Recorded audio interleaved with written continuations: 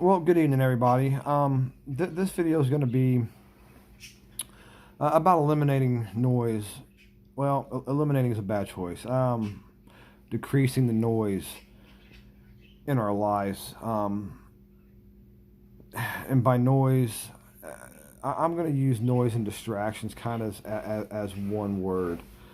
Um, and this is probably the part about change that most people, I feel, in this day and age will have the hardest time with. In this era of smartphones and YouTube and Instagram and Facebook and our ability to stream music, literally we have all the noise our brain could ever want at our fingertips. Hours and days and months and years and decades of noise on these little devices that I'm using right now to record these videos with. I consider the human brain to be one of the most miraculous and marvelous biological machines on this planet. The brain has so much power and so much potential if we allow it. But as complex as the brain is, it's very simple as far as doing what it needs to do. It needs sleep, and really it needs quiet time. It needs quiet time to be able to process thoughts, ideas, game plans,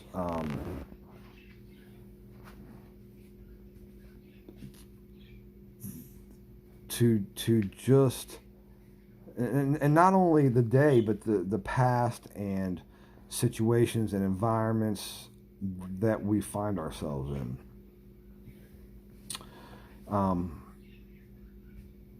I look around and I deal with a lot of people, and you go to the restaurant and you see couples sitting there on their phones while they're having a meal. You see people all day long with their earbuds in their ears. The rides to work, people are streaming music, they're listening to the radio. They get home, they watch TV for a couple hours. People lay down in bed, they turn the TV on and go to sleep. And I believe that this era we live in, we are addicted to the noise. We need to have noise in our life all the time. Me personally, I don't listen to the radio when I'm in the car. I don't. Whether it's a 5-minute trip to the store or an 8-hour road trip on vacation, and it drives my family crazy. I do not listen to the radio.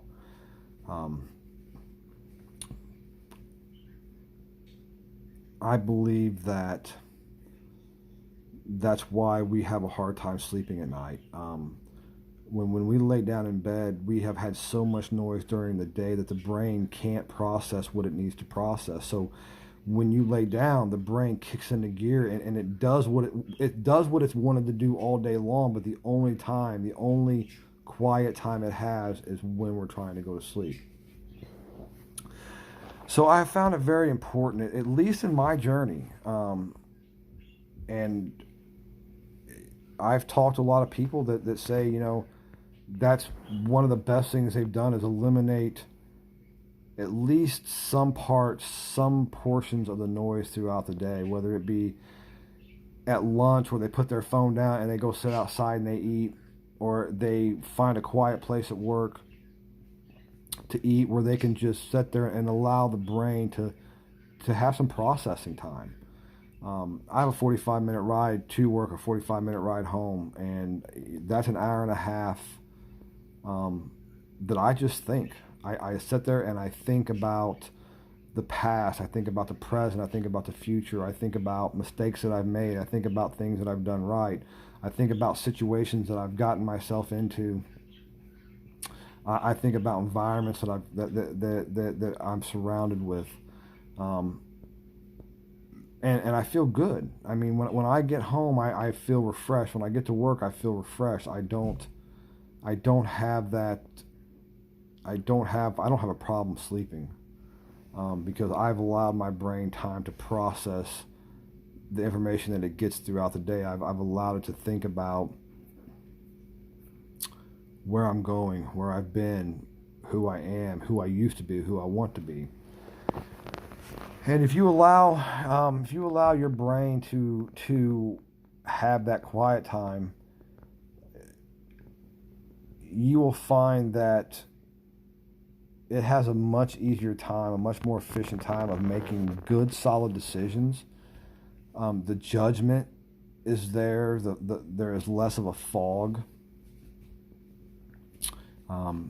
If you just allow your brain, I'm going to say, as much quiet time as it can have throughout the day, reasonably. You can't get rid of the noise at your work. You can't get rid of the noise from customers or clients or your family when you get home.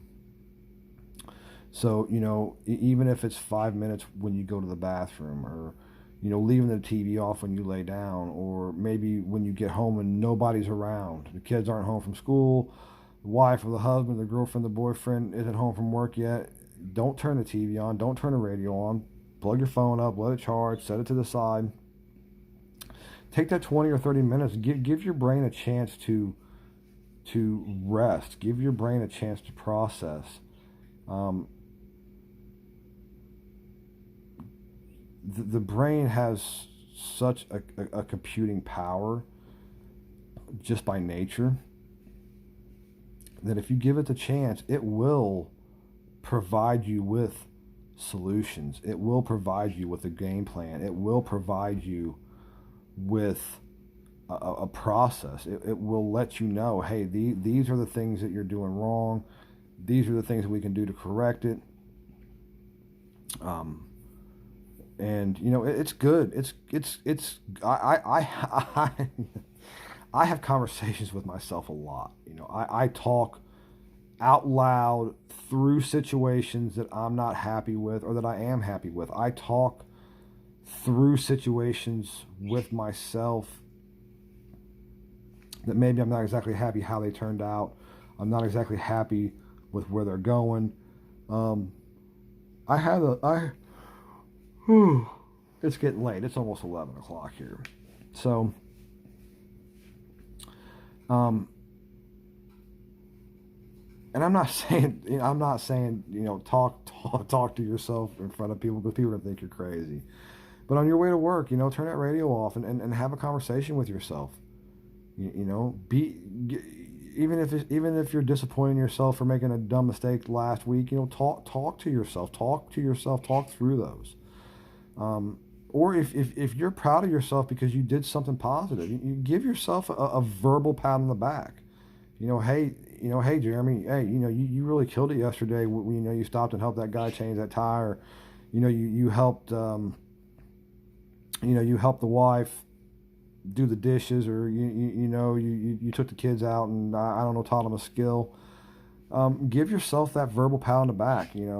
Give your brain a chance to slow down and process. And with that being said, people, they have a very difficult time putting the phone down. They have a very difficult time turning the radio off. They have a very difficult time turning the TV off. With DVRs, we record hundreds of hours of shows so we can watch them when nothing else is on.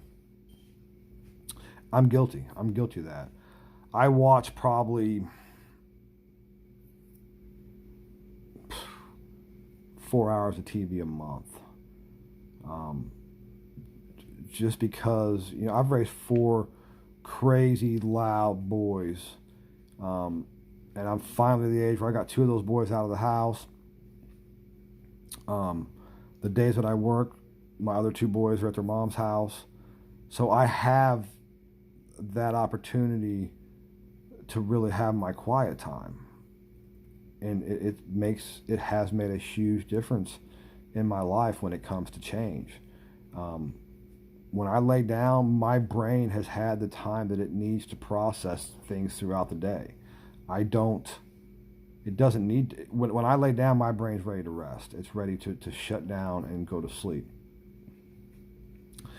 Now, don't get me wrong. In the very beginning stages of change, your brain needs that quiet time. Your brain is going to go crazy when you start to actually understand where you've came from and all the mistakes you've made, all the people you've hurt, and the decisions you made. I mean, your brain will go nuts once you actually say, hey, you know what, we're changing. I want to do something different. Your brain will kick into high gear and you're going to have sleepless nights. But as things slow down, if you give your brain the quiet time it needs throughout the day, if you give it that chance to process information, when you get home at night, when it's time to lay down in a dark, quiet room, your brain's done what it needs to do. Sorry about that. And when you lay down, your brain will it'll be ready for a nap. It'll be ready to get a good night's sleep. So with that being said, that's eliminating noise. It's actually one of the most simplest things to do because it literally requires no effort. Just don't turn your phone on. Just turn the radio off. Just don't hit the power button on the remote to turn the TV on. I mean, quiet time is literally physically the easiest part of change to do. It requires no effort. But psychologically, our addiction to Facebook and Twitter and Instagram and YouTube and streaming music, that addiction that we have to social media, psychologically for a lot of people is one of the hardest things to do. And another really positive thing about getting rid of the noise in life, social media and television and radio is full of people with opinions on where you should head, what you should have, what is acceptable in society, And that's dangerous when you're trying to figure out who you want to be. To stop living up to everybody else's expectations, that's going to be a crucial part of change, is being okay with who you are, being okay with where you want to be at. It's not up to everybody else. And when you quit caring what everybody else thinks, when you start being good with who you are and what you want and where you want to be, once you're honestly good with that, things get a lot easier. They get a lot easier. So, ignore the, I don't know. I'm just going to pop some names off just because those are the ones I know, the Joneses, the Kardashians, the reality TV, the $1 million homes, the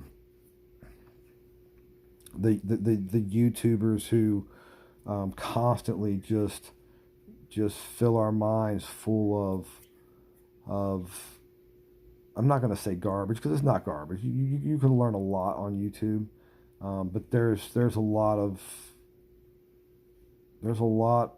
content on YouTube that can lead you in the wrong direction. There's a lot of content on Facebook and Instagram and Twitter of big houses and nice cars, and this is what's acceptable, and this is what you should reach for, and blah, blah, on and on and on. It's got nothing to do with that.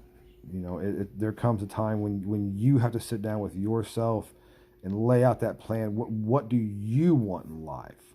What makes you happy? Not what everybody else tells you should have to be happy, but what actually makes you happy. What do you want to aim for? I use this phrase a lot with people.